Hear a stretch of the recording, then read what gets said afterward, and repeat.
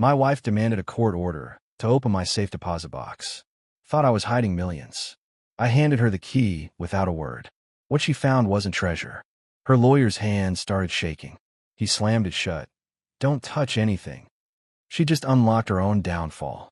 My name is Grant Armstrong. I'm 45 years old, and I used to think I knew what marriage meant. Turns out, I was just another target. The morning Diana walked into First National Bank waving that court order like a winning lottery ticket, I was already sitting in the lobby. Leather chair, Wall Street Journal folded in my lap, coffee cooling in a paper cup. I wasn't hiding. I just wanted to see her face when she thought she'd finally won. She came through those glass doors like a hurricane in heels. Her lawyer, Russell Turner, trailed behind her, briefcase swinging, that oily smirk plastered across his face. The kind of guy who probably practiced his closing arguments in the mirror. Diana spotted me immediately. Her eyes narrowed, but her lips curved into something that might have been a smile if it wasn't so cold. She walked straight to the teller's desk, slapped the court order down, and spoke loud enough for everyone to hear. "We're here for the safe deposit box," Diana announced. "Court authorized access. Box 917. We need it opened immediately." The teller, a young woman with nervous hands, glanced at the paperwork, then at me. I stood slowly, folded my newspaper, and pulled the small brass key from my jacket pocket. I walked over and handed it to the bank officer without a word. Diana snatched it from his hand before he could even finish nodding. She turned to me, and for just a second, our eyes met. "It's all mine now, Grant," she said, her voice dripping with triumph. "Everything your father left you. Every penny you've been hiding." I didn't react, didn't flinch, just looked at her with the kind of calm you don't earn overnight.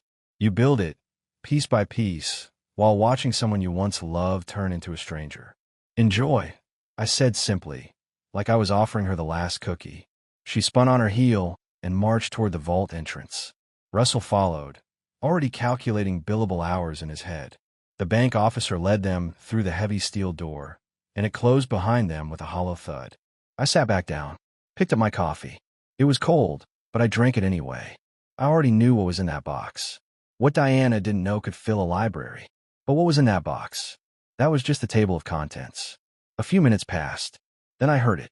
The metallic scrape of the drawer, sliding open. Silence. Then not silence. Russell's voice cut through the quiet, sharp and panicked. "Don't touch anything." A pause. Then louder, almost frantic.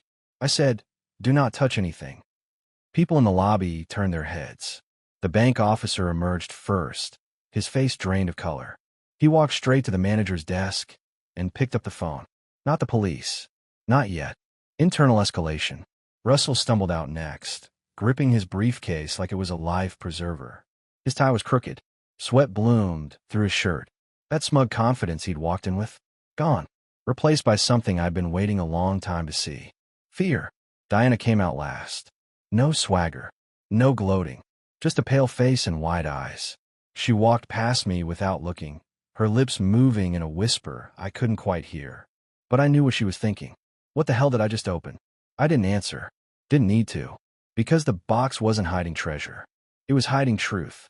And truth, once open, doesn't go back in. I took another sip of cold coffee and waited. The real show was just beginning. 2 years ago, my father died on a Tuesday. No dramatic deathbed scene. No last-minute confessions. Just a quiet morning where his heart decided it had done enough. He was 67, sitting in his favorite chair with a book in his lap. And when I found him, he looked almost peaceful. The funeral was small. A handful of old colleagues from his construction business, a few neighbors, and a eulogy I wrote without exaggeration. Harold Armstrong believed in building things that lasted. Houses, bridges, trust funds that could weather any storm. He kept his wealth boring on paper. Real estate trusts, corporate shells with names like Greystone Holdings and Summit Ridge, LLC. But if you knew where to look, really look, you'd find offshore accounts from the 80s and bearer bond from when that still meant something. He never explained it all to me directly. Just left behind a locked spreadsheet and a handwritten note tucked inside his desk drawer. "Only open this if they come for you," it said. I didn't touch it. Not right away. Diana didn't care at first. Didn't even ask about the estate. She kissed me at the funeral, held my hand during the reception, and went back to scrolling through her phone like nothing had changed. For a few weeks, life just continued. I handled probate. The lawyers handled paperwork. Diana handled her Pinterest boards. But then the whispers started. A distant cousin, drunk at the wake, mumbled something about accounts in the Cayman Islands. One of Dad's old business partners sent a condolence card that accidentally mentioned the Indonesian portfolio. And the real trigger? A trust officer from a firm in Bermuda called our house phone while I was at work. Diana answered. She listened to that voicemail 3 times. I know because I checked the call log later. From that moment, everything shifted. Suddenly she was interested. Curious. Concerned. She called it. How much did your father leave you? Diana asked one night over dinner, her tone casual but her eyes sharp. Everything's in trust. I told her. Structured payouts. I'm not touching it directly. Her smile tightened. That seems complicated. It's supposed to be. She didn't like that answer. The questions kept coming. At first, they were subtle. Then they weren't. I'd come home and find my office drawers slightly open. Papers shuffled. My laptop moved from where I left it. She wasn't good at hiding it. Not yet. Then she got better. Started checking my cloud backups. Tried to guess my passwords. I found a sticky note in her handwriting that said Grant 1234 wedged under her keyboard. She'd been testing combinations. One evening, I walked in on her with her laptop open, scanning through PDF files she'd pulled from my backup drive. Estate documents, trust agreements, asset listings, planning a vacation. I asked from the doorway. Diana slammed the laptop shut, her face flushing. You don't trust me, she snapped. Trust isn't required for inheritance. I replied calmly. Patience is. She hated that answer. Hated it enough that she stopped sleeping in our bedroom that same night. Moved her things into the guest room without a word. And that's when I knew. This wasn't about love anymore. It wasn't even about us. It was about access, control, money. My father's note echoed in my head. If they come for you, they were coming. And I needed to be ready. So I unlocked that spreadsheet. Read every line. Studied every clause. And I started building something my father would have been proud of. Not a defense. A trap. One she'd walk into with her eyes wide open, thinking she'd finally outsmarted me. And when it closed around her, she'd realized too late that I'd been waiting all along. The first real fault in Diana's mask came during Thanksgiving dinner at my mother's house. Not a break in her facade, a slip. The kind of mistake you make when you think everyone around you is too distracted to notice. My mother, Linda, had gone all out. Turkey, stuffing, 3 kinds of pie, the whole Norman Rockwell spread. Diana sat across from me, playing the dutiful wife, smiling at the right moments, laughing at my uncle's bad jokes. Our son Logan, 4 years old, sat in his booster seat between us, picking at mashed potatoes with his fingers. Everything seemed normal until Logan looked up at Diana and said, loud enough for the whole table to hear, Mommy, when is Garrett coming over again? He said he'd bring me another toy truck. The table went silent. Forks froze midair. My mother's smile faltered. Diana's face went white, then flushed red. Logan, sweetie, Diana said quickly, forcing a laugh. You mean Gary, from the daycare. He's one of the teachers. But Logan shook his head, confused. No, Mommy. Garrett, the one who took us to the park. You said he's our friend. I didn't react. Didn't say a word. Just took a sip of water and watched Diana scramble. He's just a friend from the gym, she said, looking around the table with a brittle smile. Logan gets confused sometimes. My mother glanced at me, concern flickering in her eyes. I gave her a slight nod. Not now. Later. Dinner continued, but the air had shifted. After dessert, while Diana was in the bathroom, my mother pulled me aside in the kitchen. Grant, she said quietly, drying her hands on a dish towel. Who's Garrett? A problem I'm handling, I replied. She studied my face, the way only a mother can. Are you all right? I will be. She didn't press, just squeezed my shoulder and went back to wrapping leftovers. But I could see it in her eyes. She knew something was wrong. She just didn't know how deep it went. That night, after we got home and Logan was asleep, I sat in my office and opened a file I've been building for weeks. Photos, timestamps, license plate numbers.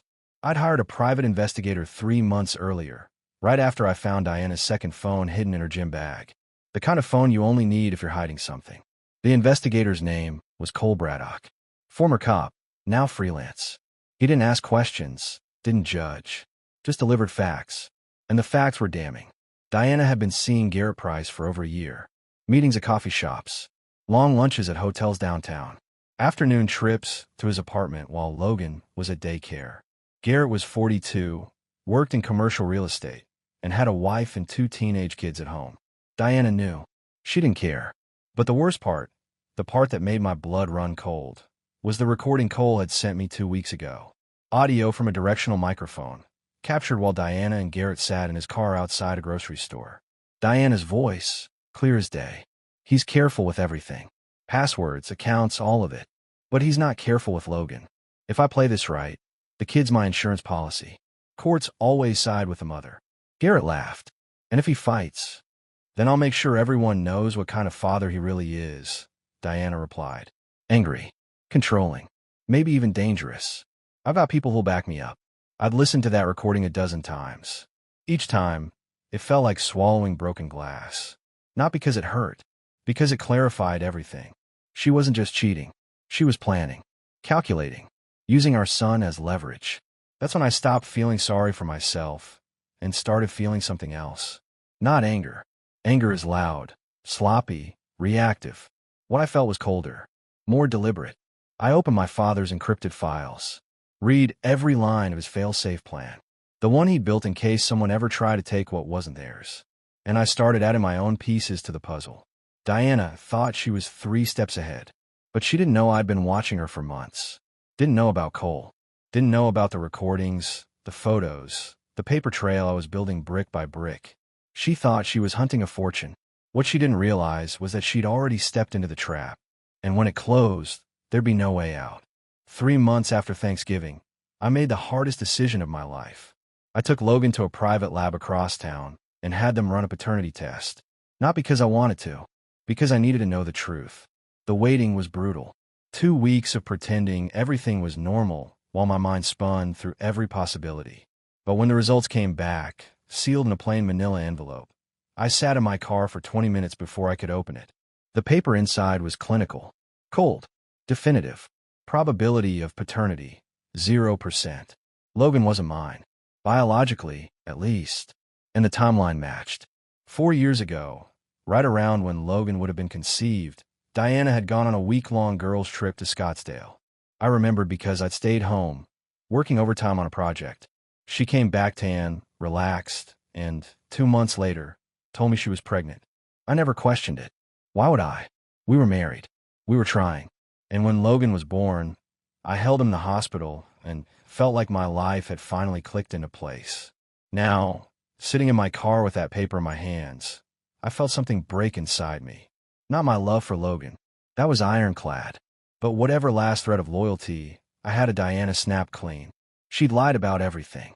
And she'd used my son, used Logan, as a weapon before he was even born. I drove home in silence. Diana was in the living room, scrolling through her phone. She barely looked up when I walked in. How was work? She asked absently. Fine, I said. I went upstairs, locked the office door, and called Walter Gibson, the attorney I'd been consulting for months. He was old school, mid-50s, gray hair, no nonsense. The kind of lawyer who didn't care about drama, just facts. I've got the paternity results, I told him. And Walter's voice was steady. Not mine. Silence on the other end. Then, that changes everything, Grant. If you're not the biological father, her leverage in court just evaporated. Custody, alimony, child support, it all shifts. I don't care about that, I said. Logan is my son. Biology doesn't change that. I understand, Walter replied. But this is evidence of fraud. She deceived you.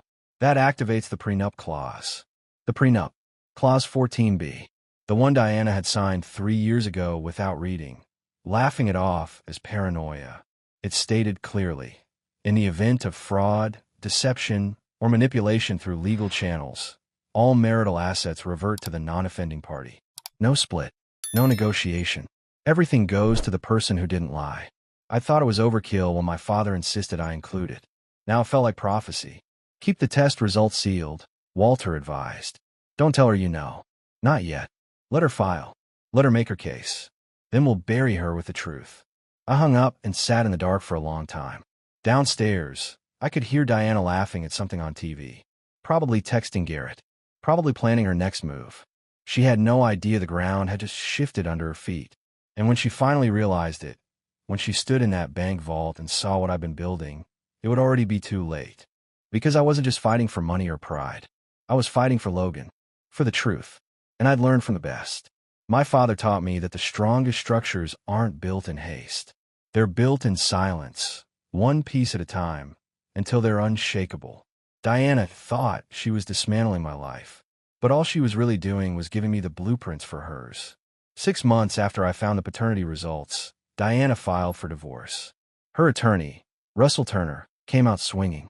They requested emergency hearings, demanded full financial disclosure, and asked the court to compel me to open every account, every vault, every safe deposit box I had access to. The courtroom was sterile. Fluorescent lights, cheap wood paneling, an air that smelled like old coffee and anxiety. Diana sat at the plaintiff's table with Russell, dressed in a navy suit that probably cost more than most people's monthly rent. She looked confident, victorious even, like she'd already won. I sat with Walter Gibson at the defense table. He was calm, flipping through documents with the patience of a man who'd done this 1,000 times. Russell stood first, his voice booming. Your Honor, we have reason to believe the respondent has concealed marital assets in various storage facilities and safe deposit boxes. We're requesting court-ordered access to any and all such containers, with or without Mr. Armstrong's cooperation. He paused for effect, like he was delivering the closing argument in a murder trial. We believe significant inheritance funds have been deliberately hidden to deprive my client of her lawful share. The judge, a woman in her early 60s with sharp eyes and no patience for theatrics, looked over her glasses at Russell. And what evidence do you have of this concealment? Russell shuffled papers. We have testimony from Mrs. Armstrong regarding conversations about offshore accounts of trust funds. We have evidence of Mr. Armstrong's father's substantial estate. And we have reason to believe. Reason to believe isn't evidence, Mr. Turner. The judge interrupted. Russell's jaw tightened. We're requesting discovery, Your Honor. Access to financial records will provide the evidence we need. The judge turned to Walter. Mr. Gibson. Walter stood slowly, like a man who had all the time in the world. No objection, Your Honor. The courtroom went silent. Diana's head snapped toward Russell, confusion flickering across her face. Russell himself blinked, clearly not expecting that response. You're not disputing the request? The judge asked. We're not disputing anything, Walter said calmly. In fact, we're prepared to assist. My client has nothing to hide. That should have been Diana's first warning. But I could see her face. She thought she'd won. Thought Walter had just handed her the keys to the kingdom. The judge signed the order. Access granted to all storage facilities and safe deposit boxes registered under the respondent's name. The petitioner and her counsel will be notified of logistics. As we stood to leave, I reached into my jacket pocket and pulled out a small envelope. I walked over to Russell and handed it to him. Inside was a key, a folded slip of paper with the bank name and vault number, and my signature authorizing access. Russell stared at it like I'd just handed him a winning lottery ticket. Diana leaned over his shoulder, her lips curling into a smirk. That's it, she whispered, just loud enough for me to hear. That's where you've been hiding it. I didn't answer, just looked at her with the same calm I'd been building for months. Russell turned to me, his confidence flooding back. We'll have this open by Monday, he said. Take your time, I replied. Just make sure you bring gloves. He laughed, actually laughed, like I made a joke. Diana rolled her eyes and turned away, heels clicking on the tile floor as she walked toward the exit. Walter and I left through a side door. Once we were outside, he glanced at me. You're sure about this? He asked. Positive. He nodded. Then let's see how this plays out. I got in my car and sat there for a moment, watching Diana and Russell walk across the parking lot. She was talking animatedly, gesturing with her hands, probably already spending money in her head, already planning what she'd do with half of everything. But she didn't know what was in that box. Didn't know I'd spend the last year filling it with something far more valuable than money. Evidence. Documentation. Truth. And when she opened it, when she saw what I'd been building, the look on her face would be worth every sleepless night I'd spent getting here. Monday morning. First National Bank. 10:30. I arrived early, just like before, and sat in the same leather chair in the lobby with a newspaper I wasn't reading. I was waiting, watching. Diana arrived 15 minutes later with Russell and another woman I didn't recognize. She looked official, probably a forensic accountant or paralegal. Diana was dressed for victory again. Designer handbag, sunglasses pushed up on her head, that same smug expression I'd been watching for months. She saw me and stopped mid-stride. For just a second, something flickered in her eyes. Doubt, maybe, or suspicion. But Russell was already moving toward the teller desk, court order in hand, and Diana followed. "We're here to access safe deposit box 917, Russell announced. "Court authorized." The bank officer, the same nervous young woman from last time, nodded and led them toward the vault. I didn't follow. I just sat there, turning pages I wasn't reading, and waited for the inevitable. It didn't take long, maybe 4 minutes. Then I heard it, a metallic scrape, the sound of the drawer sliding open. Then silence, long, heavy silence. Then Russell's voice, sharp and rising in pitch. "Wait, stop, don't touch anything." The woman with them said something I couldn't make out. Then Russell again, louder. I said, "Do not touch anything in there." People in the lobby turned. The tellers looked up from their screens. I folded my newspaper and set it down. The bank officer came out first, face pale, walking quickly to the manager's desk. She picked up the phone and spoke in urgent, hushed tones. Russell stumbled out next, gripping his briefcase like a lifeline. His face was flushed, his tie loosened. That cocky confidence from the courtroom, gone, replaced by something close to panic. Diana came out last. She wasn't walking the same way she'd walked in. No swagger, no triumph, just slow, measured steps, like she was trying not to trip.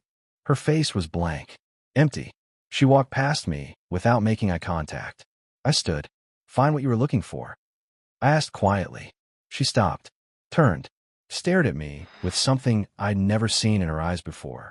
Not anger, not hatred, fear. "What did you do?" she whispered. "I documented," I said simply. Russell was beside her now, pulling her toward the exit. "We need to leave. Now." But Diana didn't move. She was frozen, staring at me like I was a stranger. "There are pictures," she said, her voice breaking. "Videos. Bank records. How did you?" "You thought I didn't notice," I said, my voice calm. "You thought I was too busy, too trusting, too stupid to see what was happening right in front of me. But I saw everything, Diana.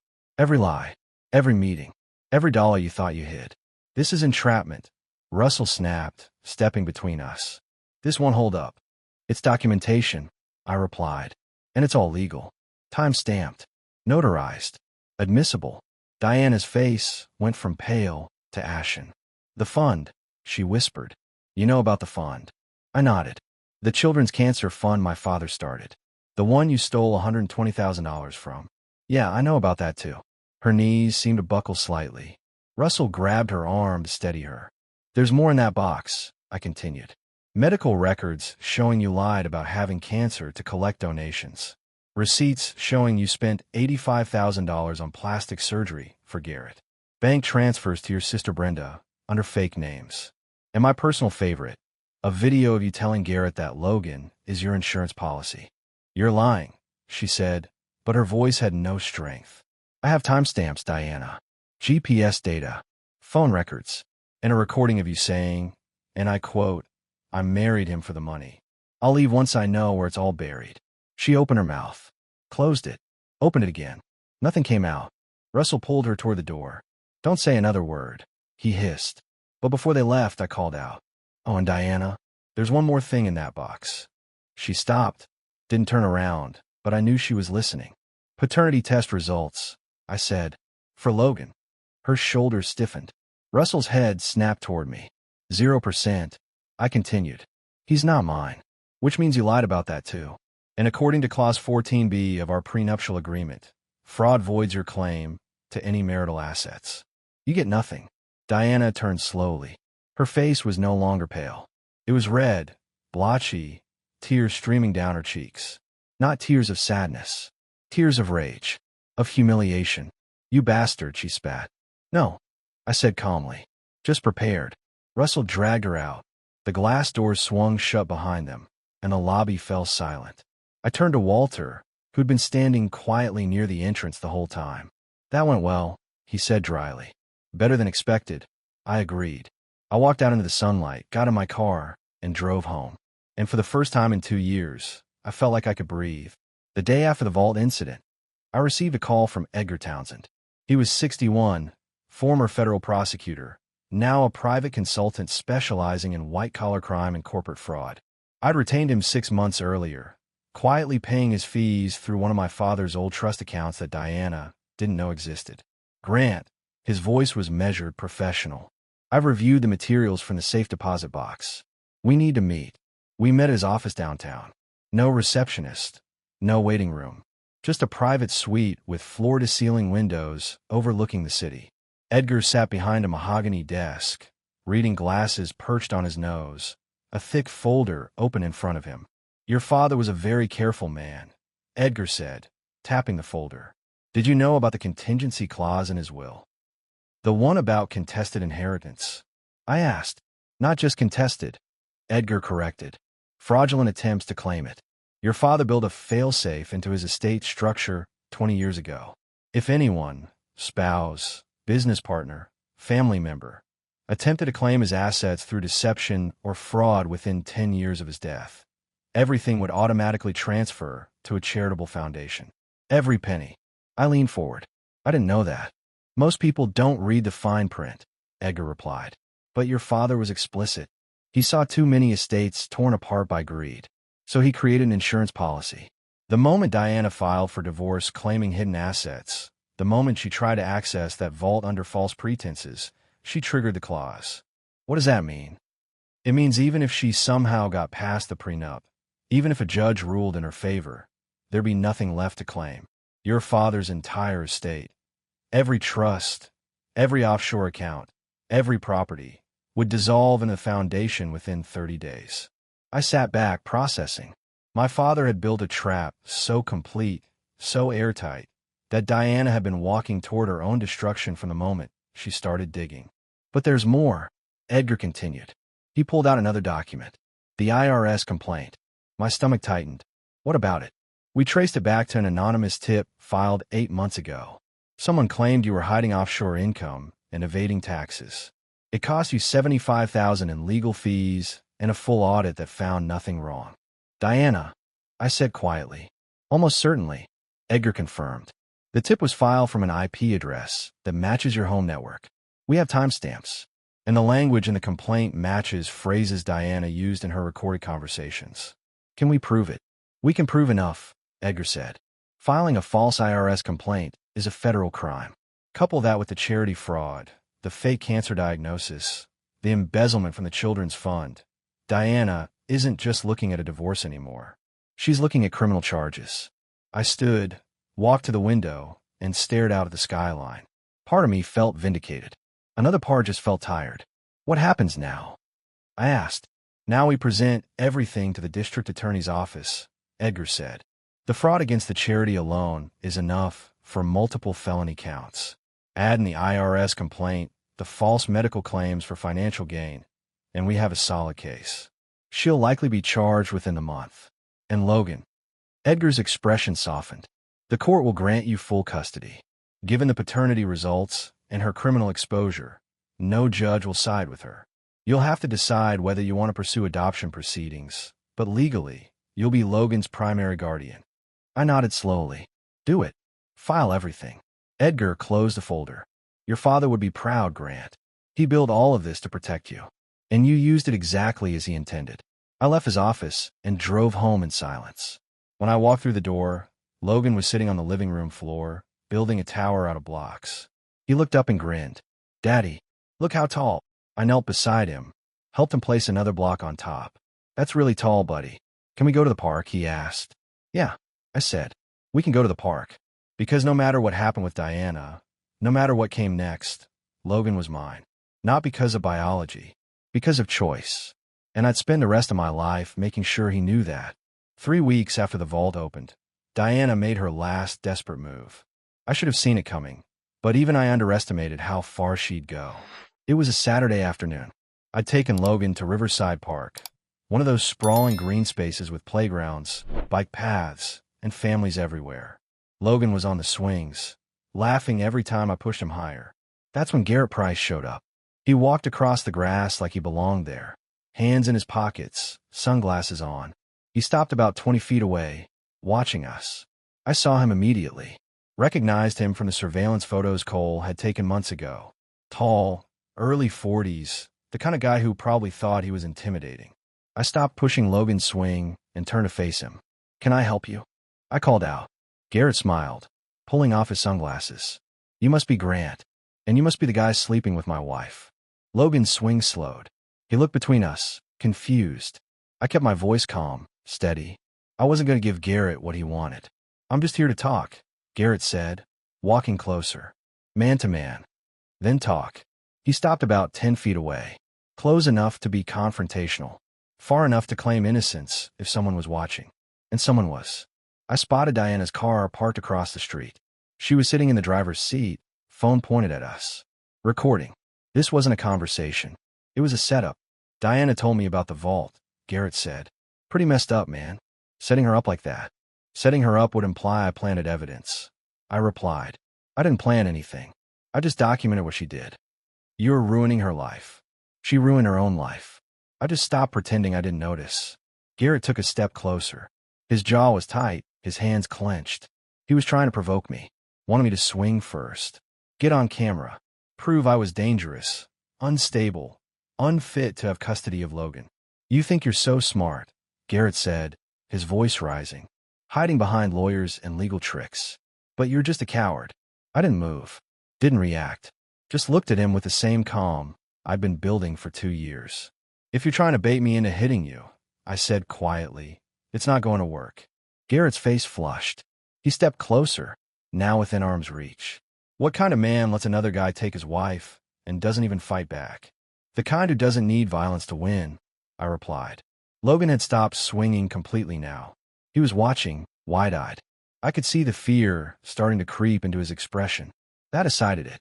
"Logan," I said calmly, not taking my eyes off Garrett, "go to the bench over there and wait for me." Logan didn't move. His lip trembled.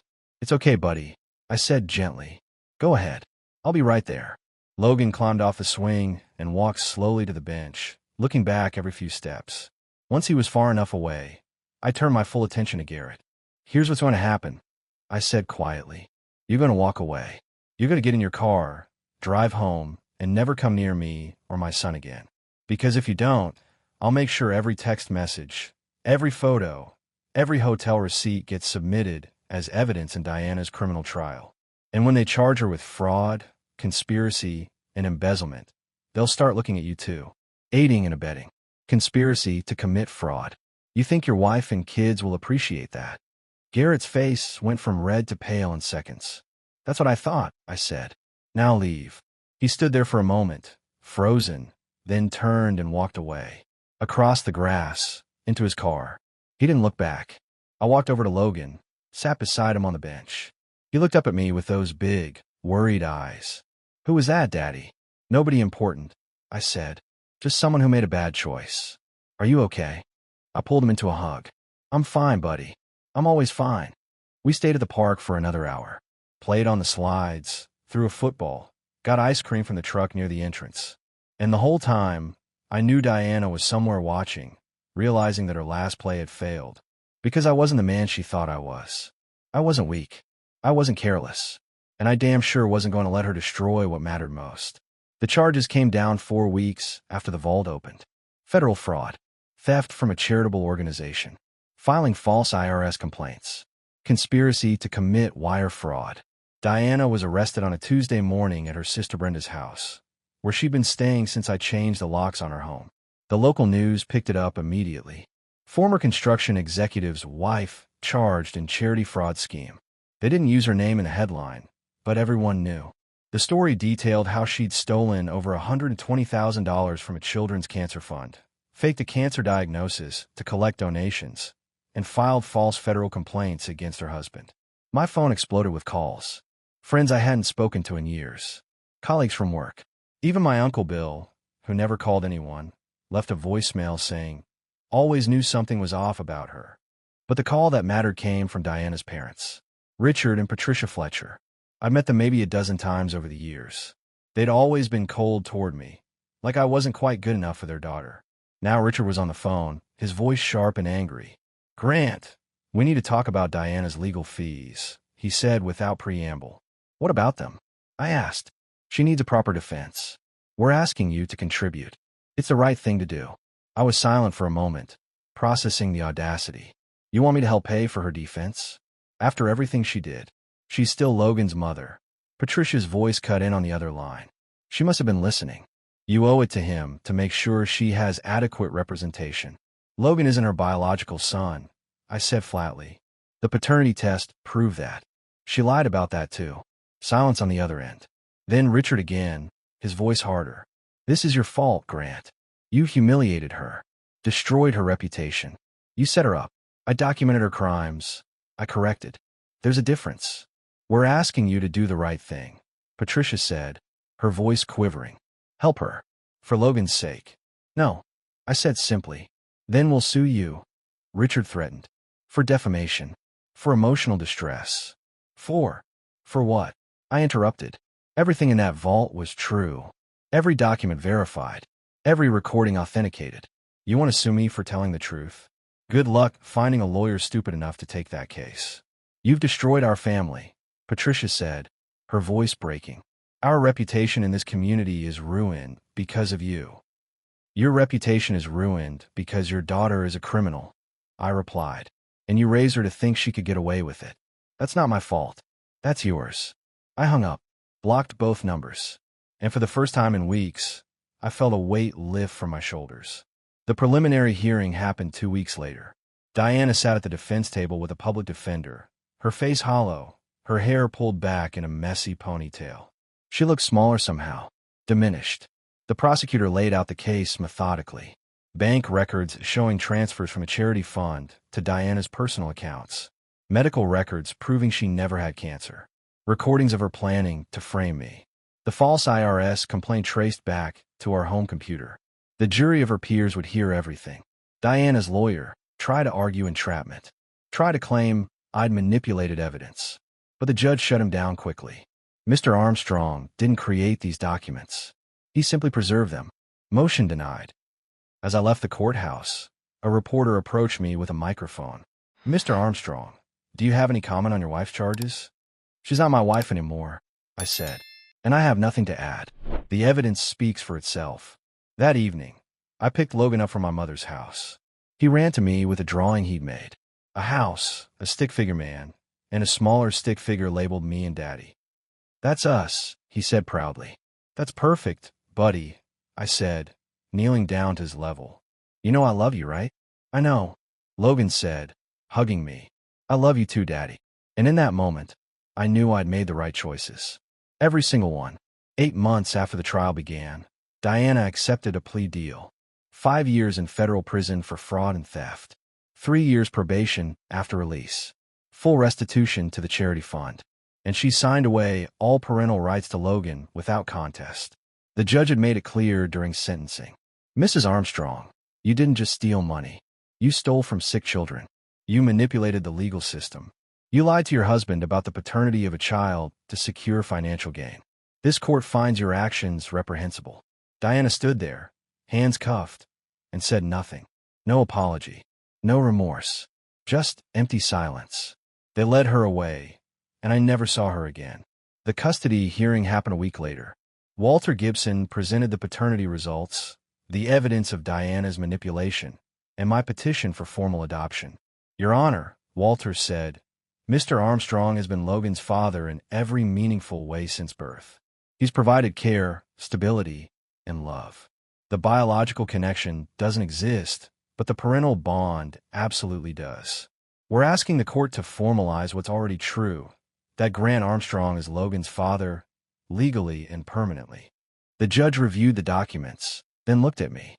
"Mr. Armstrong, you understand that adoption is permanent? You'll have all legal rights and responsibilities for this child." "I understand, Your Honor," I said. "Logan is my son. He always has been." She signed the papers. "Adoption granted. Congratulations, Mr. Armstrong." I walked out of that courthouse with legal documents that said what my heart had known for 4 years. Logan was mine, not because of biology, because of choice, because of love. Life settled into a new rhythm after that. Logan started kindergarten, made friends, played soccer on weekends. He asked about Diana once, early on. "Where's Mommy? She had to go away for a while." I told him gently, "But you've got me, and Grandma Linda, and Uncle Bill. We're your family." He thought about that for a moment, then nodded. "Okay. Kids are resilient in ways adults forget." I sold the house. Too many bad memories. Bought a smaller place closer to my mother, with a backyard big enough for Logan to run around in. We got a dog, a golden retriever Logan named Biscuit.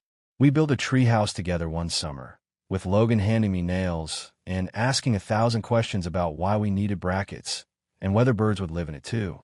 My father's estate eventually settled. The charitable foundation he'd created received a substantial endowment. The Children's Cancer Fund was fully reimbursed with interest, and the remainder went into a trust for Logan's education and future. I started dating again after a year. Nothing serious at first, just coffee dates and getting to know people without the weight of betrayal hanging over me. Eventually, I met someone, a teacher named Rachel. Kind, patient, good with Logan. We took things slow, no rushing, no assumptions. On Logan's 7th birthday, we had a party in the backyard. Friend from school, my mother, Uncle Bill, even Walter Gibson stopped by with a present. Logan ran around with his friends, covered in cake frosting and grass stains, laughing so hard he could barely breathe. Rachel sat beside me on the porch steps, watching the chaos. "You've done a good job with him," she said. "He makes it easy," I replied. "Still," she said, squeezing my hand, "he's lucky to have you." I watched Logan chase Biscuit across the yard, both of them tumbling into a pile of leaves. And I realized something. I'd spent 2 years fighting for justice, for truth, for vindication. But what I'd really been fighting for was this moment, this life, this kid who called me dad not because he had to, but because that's who I was. Diana had tried to take everything from me. Instead, she'd given me clarity, shown me what mattered and what didn't. And in the end, I didn't just survive what she did. I won. Not in the way she would have understood. Not with money or revenge or public humiliation. I won because I got to keep being Logan's father. Because I got to build a life based on truth instead of lies. Because I learned that the strongest foundation isn't built on what you inherit, but on what you choose to protect. And that was worth more than any vault, any account, any inheritance could ever be.